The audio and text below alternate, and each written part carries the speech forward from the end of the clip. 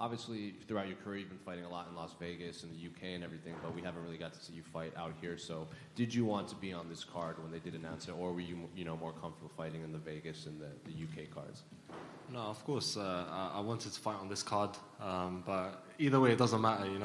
As a professional, you sign the contract, and wherever the location is, it doesn't matter. What do you make of your opponent, Victor Henry? He's had a long career, but he's still relatively new to the UFC. So when his name came across your desk on the contract, what did you make of it? No, I was excited because as far as I'm concerned, this is a top 15 fight. Rankings or no rankings, if me and him are ranked, it doesn't matter. The caliber of this fight is top 15. Me and him are both better than a lot of guys in the top 15. And just because he hasn't fought in the UFC, he fought a lot of good guys outside the UFC. So yeah, it's a great fight, He's a good fighter. And correct me if I'm wrong, you guys were scheduled to fight earlier, but then it kind of got pushed back. So was it important to keep this fight? Did you like this matchup specifically? No, to be honest, I just do whatever my manager tells me to do, and whatever the matchmakers say. This fight was supposed to be September 23rd, and I was ready for September 23rd. I actually wanted an opponent, to fill in, and then we could do this one too, But it didn't work out that way. Nobody wanted to step up. I get it, and now we're here. And his style, his catch wrestling style, you don't see that a lot in current day MMA. He's pretty vocal that he likes to represent that style of fighting. Mm-hmm. So what do you make of his style and skill set in a way that we don't really see much these days? No, catch wrestling's been around for a long time, but now it's seen as an awkward style because not many people do it. But I grapple with the highest level grapplers in the world. My coach is Jake Shields. I train with Jason Manley regularly. I got Patchy Mix, Kobe Fair, my brother Farid. Like Amir Albazi. These are all the best grapplers in the world. And so I'll be prepared for anything. It doesn't matter, catch wrestling, jiu-jitsu, whatever you want to do. How has it been training with Patchy and his preparation for his type of fight? Oh, Patchy, he's a great fighter. I'm glad he's getting his shine now.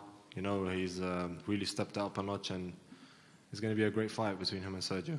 A lot of people think he's the best bantamweight in the world, regardless of promotion. So I'm curious, what do you think after training with him? Sorry, what's that? A lot of people think that even though he's not in the UFC, that he is still the best bantamweight in the world. What do you think?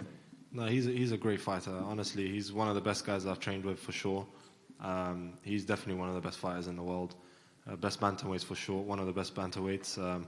Styles make fights everywhere, so you can't really say it until it happens. But he gets this title, he's making a strong case for himself.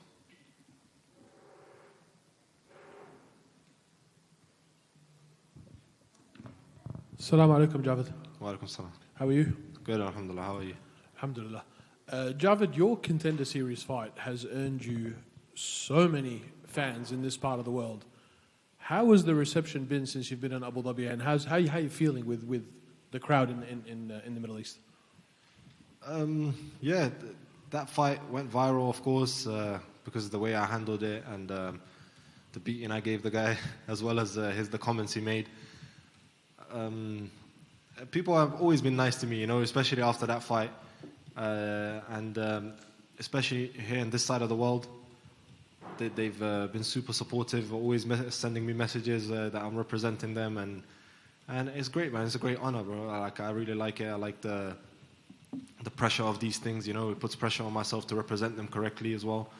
And but that's it. But ultimately, all of that stuff is noise. It's great to have the fans by your side, but it's noise.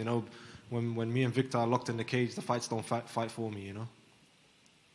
We've been watching you and your brother and Amir Albazi on this journey that you've gone through from the UK now to being in Vegas and going full time. And we read the stories about you sleeping in your car.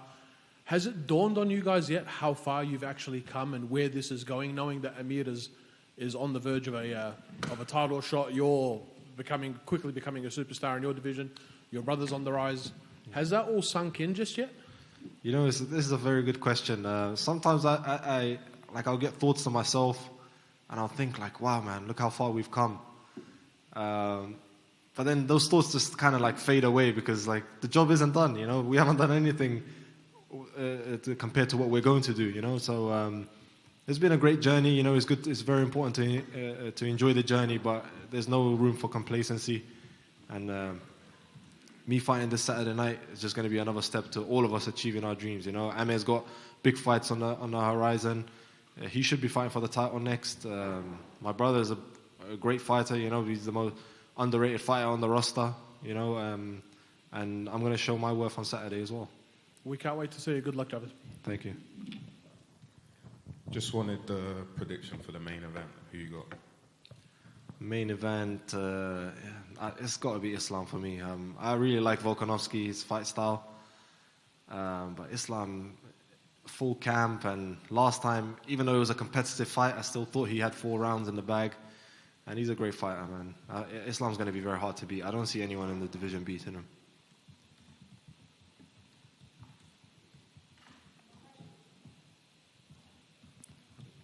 Thank you, guys.